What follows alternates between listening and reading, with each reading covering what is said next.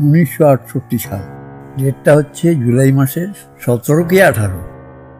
তা তখন এই এলাকাতে ছোট ছোট চিতাবাঘ আসতো বিভিন্ন জঙ্গলে আর কি। এখানে যতীন কাকা শিকারী ছিল, আফসার কাকা ভালো শিকার করত। আফসার কাকা মানে আফসার হাতিয়ালা বাড়ি মালিক, ভালো শিকার করত। এই মাঝে মাঝে ঘুরে 2-4টা চিতাবাঘ মারছে। তো একদিন সকালবেলা, তো জায়গাটা হচ্ছে ত্রিমোহিনী পার হয়ে, ফরেস্টটা পার হয়ে বাঁ দিয়ে একটা রাস্তা ঢুকছে। ওই রাস্তা দিয়ে কিছু যায় একটা জঙ্গল আছে, ওখানে এক ছেলের বাড়ি, একে জঙ্গলের সাথে লাগানো। ও একদিন সকালে উঠে দেখে এত বড় তোর বাঘের পায়ের ছাপ। ও সঙ্গে সঙ্গে সাইকেল নিয়ে সাহেবগঞ্জ আসছে আমাদের কাছে। এই ব্যাপারে আমি, বিমান, সাবু, অরুণ এগুলো উৎসাহী, মানে ওর সাথে শিকারের সাথে যেখানে হোক যাই আর কি। তো ছেলেটা সকালে এসে বললো যে এরকম ব্যাপার, আমাদের ওখানে আমার বাড়ির পাশে একটা জঙ্গল আছে, ওখানে একটা বাঘের পায়ের ছাপ দেখা গেছে, আপনারা চলেন।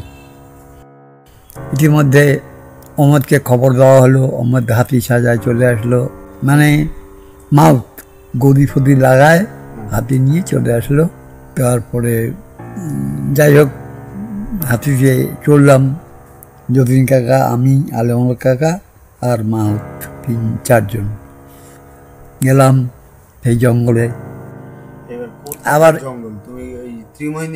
হ্যাঁ হ্যাঁ গেলাম ওখানে। মানে এখন যে যেটা বাজার আছে তখন অত বাজার ছিল না, ওখানে দোকানপাটটা এখন যে দোকানপাট আছে তাও ছিল না। রাস্তাঘাট কাঁচা রাস্তা, দিনহাটা পর্যন্ত না, ওই দিকে আর কি, ভিতরে ঢোকার রাস্তা।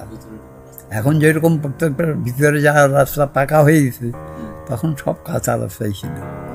যাই হোক গেলাম, আমাদের সাথে সব চ্যাংড়াগুলোও গেছে, অনেক ছেলে গেছে, বিমান গেছে, সাবু গেছে, অরুণ গেছে, এই ভানু টানু এরা সব গেছে, আমার ভাই পুতুল, ষষ্ঠী ইত্যাদি সব গেছে।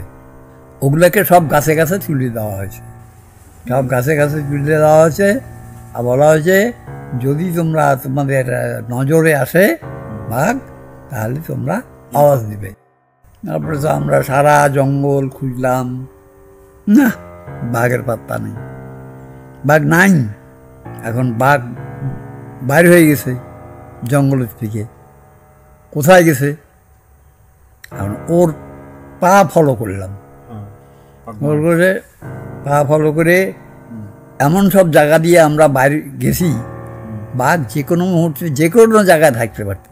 জঙ্গল, পাট ক্ষেত মাঝখান দিয়ে গেছি, রোয়া বাড়ির মাঝখান দিয়ে আল দিয়ে দেখতেছি যে আল ভাঙে গেছে, হাঁটে গেছে তো বাঘটা, আল ধসে গেছে, এত ওয়েট। রোয়া কাটছে, মাটি নরম। আচ্ছা, মানে রোয়া বাড়ির আইলের মধ্যেই পায়ের ছাপ ছিল, পায়ের ছাপ পড়ছে, আমরাও পায়ের ছাপ ফলো করেই গেছি। যাইতে যাইতে যাইতে যাইতে বানিয়ানদহ নদীর পাড়ে পৌঁছালাম। গেছি, বাঘ দেখি নদীর পাড়ে গেছে। এখন নদীর ওই পাড়ে একটা লোক, ওকে ডাক দিয়ে জিজ্ঞাসা করলো, দেখো তো ভাই ওটি বাঘের পায়ের ছাপ আছে কিনা? বলে হ্যাঁ আছে। তারপরে আমরা এমন খিদা লাগছে, তখন 3টা, 3:30 কি 4টা বাজে, এমন খিদা লাগছে। ওখানে কাঁঠাল গাছ ছিল একটা, দেখলাম যে কাঁঠাল আছে নাকি, দেখলাম যে পাকা কাঁঠাল আছে, কাঁঠাল পাইলে খাই বাড়ি চলে আসলাম। নদী পার হয়নি? নদী পার হয়নি, নদী পার কোথায় যাবো? ও কোথায় গেছে তার কোনো ঠিক আছে? আর ওই পাশে আর যায়নি, ওখান থেকেই ঘুরে আসছি। এবার পরের দিন সকালবেলা ওই ছেলেটাই আবার আসছে, কি ব্যাপার তুই এত সকালে? মানে বাঘ ঘুরে এসছি জঙ্গলে, ঠিক জানিস তো? হ্যাঁ ঠিক জানি। যতীন কাকা খবর দিলাম, যতীন কাকা তো রেডি, আলমাল কাকা রেডি, আলমাল হক রেডি, আমিও হাতিতে ছিলাম, 4 জন, আমরা সেই 4 জন। আর বাকিগুলা সব ওই গাছে গাছে, কেউ বাঁশ গাছে, কেউ পেয়ারা গাছে, কেউ অন্য ওয়াচ চারিপাশে। সারা জঙ্গল খুঁজে খুঁজে খুঁজে বাঘ পাওয়া যায় না। এখন পরের দিন যে জায়গার থেকে বাঘটা বাইরে হয়েছে সেই জায়গাটার থেকে অন্তত কত হবে 20-30 হাত দূরে বিমানরা একটা গাছে ছিল, বাঘ পাওয়া গেল না, ওদের নামায় দেওয়া হলো গাছ থেকে, কিন্তু বাঘ ওদের কাছেই ছিল। এই ভানুরা ছিল একটা জম্বুরা গাছে, ভানু, পুতুল, ষষ্ঠী ইত্যাদি। এইবার ওখানে একটা ছোট্ট গর্তের মতন, খাদের মতন নালা, নালাটা আগাছায় ভর্তি, লতা দিয়ে একদম ঢাকা, ভিতরে কিছু দেখা যায় না। হাতি সুর দিয়ে জঙ্গল টান দিছে, টান দেওয়াতে একটু ফাঁক হয়েছে, একটু আলো ঢুকছে, অমত করতেছি টাইগার টাইগার। সঙ্গে সঙ্গে আমি চিৎকার করলাম টাইগার, আর সব গাছে ধাপা ধাপ, কেউ বাঁশ গাছে, কেউ কি, যার মানে যে যেখানে পাইছে সেখানে উঠছে। এবার বাঘটা আস্তে করে বাইর হয়ে পাশে একটা পাট ক্ষেতের আল পার হয়ে পাট ক্ষেতের মধ্যে যায় বসছে বাঘটা। কারণ বাঘটা বোঝা যাচ্ছে যে ওখানে বাঘটা আছে, বসে আছে, তো গুলি করার মতন ইয়ে হচ্ছে না, জায়গা পাচ্ছে না, কোথায় গুলি করবে যতীন কাকা। তো যতীন কাকা আমাকে হলো, তুই পিছনে হাতির ওই যে লেজের দিক দিয়ে একটা লোহার ইয়ে থাকে, দড়ি দিয়ে, লেজের তল দিয়ে, ওইটা ধরে পিছনে ইয়েতে নাম, পায়ে নাম, পিছনে পায়ে নামে দেখ পজিশনটা কি বাঘের। আমি ঠিক নামলাম ওখান দিয়ে। কত দূর ধরবে? মোটামুটি 10 মিটার। হাতি যায় আলের উপরে পা দিয়ে, হাতির সামনেটা উঁচা হলো, পিছন দিকটা নিচা, তা পায়ের দিকে আমি নামলাম, নামে লিখলাম যে বাঘটা বসে আছে আমাদের দিকে তাকায়, হাতির দিকে তাকায় বসে আছে, আর রেসটা ধারাম ধারাম করে মাটিছে। ও মানে অ্যাটাক করবে হাতিকে। মুহূর্তে যতীন কাকাকে বললাম যে আমাদের এই পজিশন আছে, আপনি ফায়ার করেন। যতীন কাকা ফায়ার করলো, পায়ের দাপনা, সামনের পায়ের দাপনা মাথায় লাগেনি। বাঘটা যে একটা ডাক দিল রে, মানে কি মাটি ফাটিয়ে গেল একদম, দিয়ে যে দৌড়, তারপরে বাঘ সেই যে দৌড় দিল, যায় পশ্চিম দিকে একটা রোয়া খাঁচের মধ্যে নামছে। এবার হাতি নিয়ে ঘুরে যায়, সামনে দাঁড়ালো, বাঘ আসতেছে, হাতিও আসতেছে, ওখানে একটা ফায়ার করলো যতীন কাকা, ওটা গায়ের কোথাও লাগছে আর কি।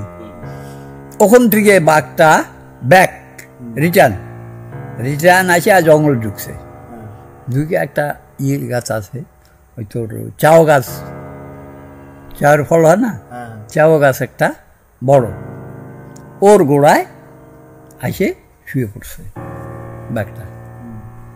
এবার আমরা জঙ্গলে ঢুকলাম, বাঘটা দেখি বাঘটা শুয়ে আছে। ওমেদ যতীন কাকার হাত থেকে বন্দুক নিয়ে গেল, আমি মারব। ওমেদ বন্দুক নিয়ে ফায়ার করলো, বাঘ ঢুকে গেল আর এক ঝোপের মধ্যে, গুলিটা লাগছে হয়তো, কাজ হয়নি। আর একটা ঝোপের মধ্যে ওই রকম ঝাপ ঝুপ, একদম কিচ্ছু দেখা যায় না, আগাছার আর লতা পাতা দিয়ে ভর্তি, ওর ভিতরে ঢুকছে।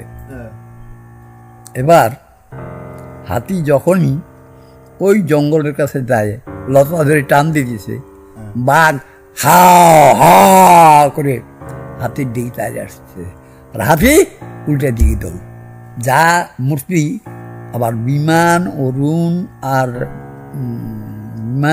আর সাবু, 3 জন ওই ঝোপটার কাছে একটা গাছে বসে আছে। আর ওই যে চ্যাংড়াটা খবর নিয়ে আসছে, সেই চ্যাংড়াটা ওই গাছে আছে, গামছা দিয়ে বাঁধছে নিজেকে ডালের সাথে। বাঘের ওই আকৃতি দেখে ও পেশাব করছে। হ্যাঁ, বাঘ সে কি রুদ্র মূর্তি, বাপ রে বাপ। আমাকে 3টে গুলির পরে আমাকে নামায় দিছে।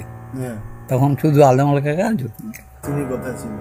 আমি বাইরে ছিলাম তখন, সেফ জোনে। হ্যাঁ,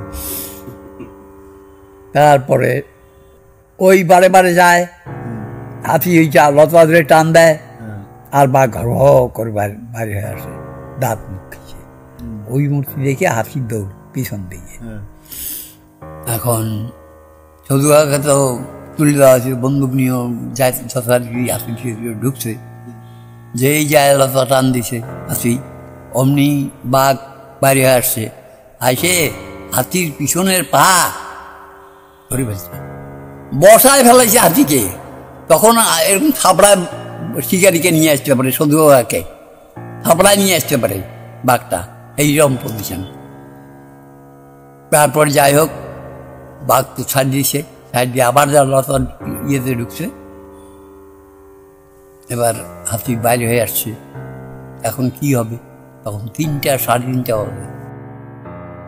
তারপরে চিন্তা ভাবনা করে, না আর বাঘ মারা যাবে না। ওখানকার লোক ঘিরে ধরছে, বাঘ আহত, সুতরাং এভাবে রেখে যাওয়া যাবে না, আমাদের জীবনের ইয়ে আছে, ঝুঁকি আছে, যাবো যাবো, চলে আসবো ভাব। এই সময় খোকন কাকা গেল, খোকন রায় বেসিক কলেজে উনি স্যার, উনি গেল। তারপরে দিনহাটার থেকে মুস্তাফি আসলো, উনিও স্বীকার করে, অনিল মুস্তাফি আসলো বন্দুক নিয়ে। তখন হাতিতে 3জন শিকারি, 3টা বন্দুক, যতীন কাকা, খোকন কাকা আর ওই যে মুস্তাফি, 3জন। এবার এখান থেকে 3জনে 3টা বন্দুকে সমানে ফায়ার। মোটামুটি 30 মিনিট। 30 মিনিট। হ্যাঁ, সেইরকম ফায়ার, একদম দুম। বাঘ তো বাইর হয়েছে, এক এক করে 3জনে ফায়ার করছে, বাঘ শুয়ে পড়ছে। এবার খোকন কাকা বলতেছে, আমার গুলি দিয়ে বাঘ মরছে। যতীন কাকা বলছে, আমার গুলি দিয়ে বাঘ মরছে। বাঘ মরে গেছে। তারপরে হাতি গেছে, হাতি যে বাঘ তুলছি, হাতির উপরে বসে, বাঘের পিঠে বসে আমি আসছি। তারপরে আমি তো ক্লাবের এখানে ধাম করে হাতির থেকে ফেলালাম, আর কেউ নেই, ওমেদ আরাম। তা হাত দিয়ে যে আরাম না, গা পায়ে আঁচলগুলা একদম সাংঘাতিক। তারপরে এখন পরের দিন এসডিও দেখতে চাইছে হাত বাঘ, তা ট্রাক ভাড়া করে নিয়ে গেলাম দিনহাটা, দিনহাটা যায়নি, গেছি বেসিক কলেজেই ফটো তুললো। তারপরে গেলাম এসডি অফিস, ট্রাক নিয়ে ঢুকতেই দিনহাটার যত ছেলে মেয়ে সব একবারে ক্লাস নিয়ে, হাতুড়ি নিয়ে, অমুক নিয়ে, দাঁত নখ সব তুলে নিচ্ছে। তাই এটা নিয়ে পেপারে অনেক বড় বড় শিকারী অনেক বড় বড় মন্তব্য করছে এবং ডিবেটিংয়ে চলছে, যে এই বন্দুক দিয়ে এই বাঘ মারা যেতে পারে না। খুব কিছুদিন লেখালেখি হয়েছে যে এত বড় বাঘ, এটাই শর্ট গান দিয়ে মারা যেতে পারে না। অন্তত 17-18টা গুলি হয়েছে আর কি।